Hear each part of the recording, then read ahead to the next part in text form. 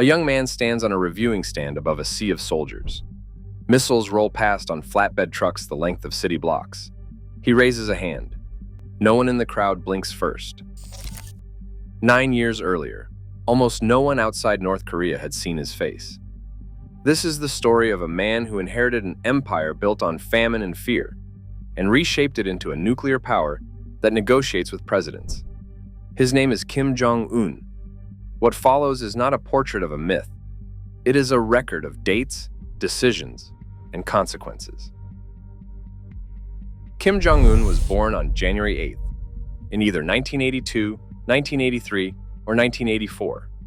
North Korean state records list 1982, though most foreign intelligence assessments favor 1984.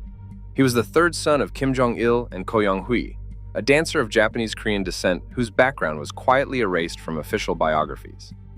Educated partly in Switzerland under a false identity between roughly 1996 and 2001, he attended the International School in Bern.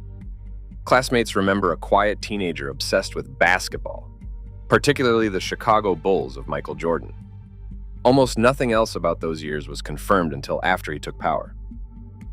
For most of his young life, Kim Jong-un was not the designated heir. That role appeared to belong to his older half-brother, Kim Jong-nam, until a 2001 incident in which Jong-nam was caught trying to enter Japan on a forged passport to visit Tokyo Disneyland. The embarrassment, reportedly, cost him his father's favor.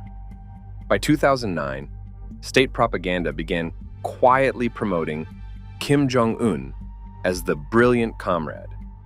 On September 27, 2010, he was made a 4-star general with no military experience.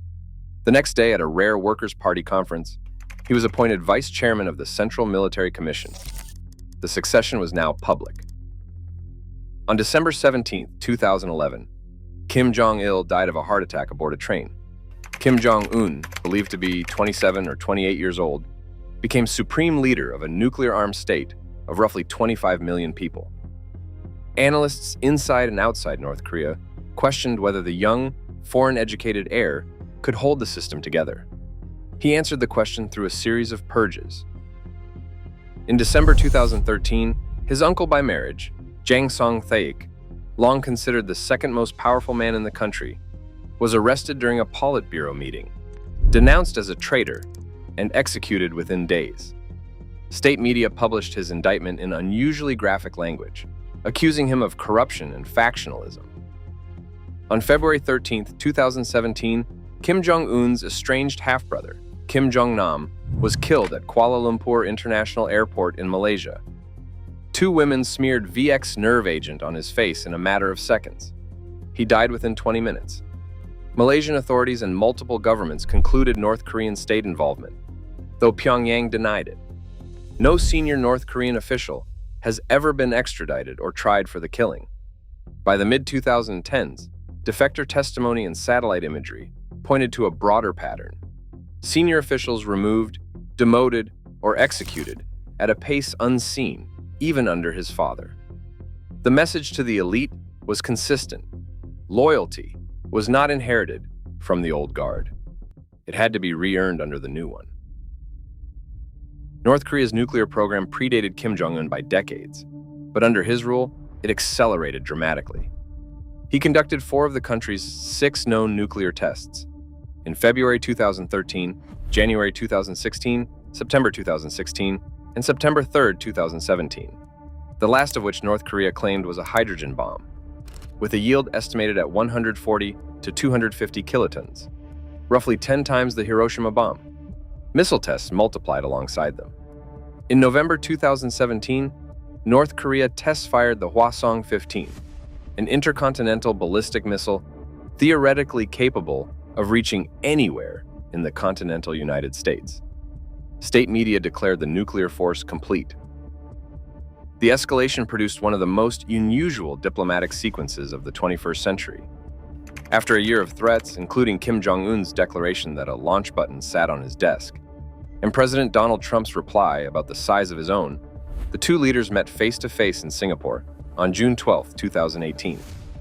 It was the first ever meeting between a sitting U.S. president and a North Korean leader. A second summit in Hanoi in February 2019 collapsed without an agreement, reportedly over disputes on the scope of sanctions relief versus denuclearization steps.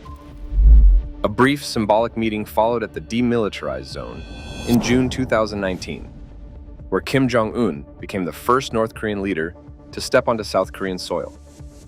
No lasting deal followed either encounter, and by 2020, missile testing had resumed.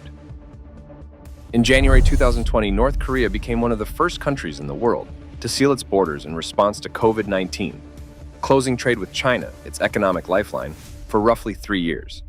The self-imposed isolation devastated an already fragile economy, dependent on Chinese imports for food, fuel, and medicine. Reports from defectors and humanitarian monitors described worsening food shortages through 2021 and 2022. In June 2021, Kim Jong Un himself publicly acknowledged a tense food situation, a rare admission of hardship from North Korean state media. The United Nations has estimated that a significant portion of the population has faced chronic food insecurity for years under his rule. Domestically, surveillance and information control intensified. Laws passed in 2020 and 2023 criminalized the possession of South Korean media and, in some interpretations, the use of South Korean speech patterns, with penalties reportedly including years of hard labor or, in extreme cases, execution. Following Russia's full-scale invasion of Ukraine in February 2022, North Korea emerged as one of Moscow's few open allies. U.S. and South Korean intelligence assessments through 2023 and 2024 alleged that North Korea supplied Russia with millions of artillery shells and short-range ballistic missiles. In June 2024, Kim Jong Un and Russian President Vladimir Putin signed a mutual defense pact in Pyongyang, the strongest security agreement between the two countries since the Cold War. By late 2024, South Korean and Ukrainian officials reported that North Korea had sent thousands of troops to fight alongside Russian forces in the Kursk region, the first confirmed deployment of North Korean soldiers in a foreign war in decades. In exchange, analysts assess North Korea likely gained access to Russian technology, fuel, and food aid, potentially including assistance relevant to satellite and missile programs, deepening a partnership built less on ideology than on mutual necessity. Since November 2022, North Korean state media has repeatedly featured a young girl at military events and satellite launches, introduced to the public as Kim Jong Un's daughter, widely referred to by outside analysts as Kim Ju-ae. Her prominent choreographed appearances, unprecedented for any child of a North Korean leader, have fueled speculation that she may be groomed as a future successor, though North Korea has never confirmed this. And Kim Jong Un has other children whose details remain undisclosed. The visibility marks a stark departure from the secrecy that once surrounded Kim Jong Un's own childhood. Whether it signals succession planning or simply a calculated image of dynastic permanence remains, as with most matters inside North Korea's leadership, unconfirmed. More than a decade after taking power as a little-known heir in his 20s, Kim Jong Un now leads a state with confirmed nuclear weapons, a growing missile arsenal, an active military partnership with Russia, and a population still contending with scarcity and isolation. The consolidation of his rule came through purges and executions. The nuclear program came through international sanctions and diplomatic breakdown. The alliance with Moscow came through a war 3,000 kilometers away.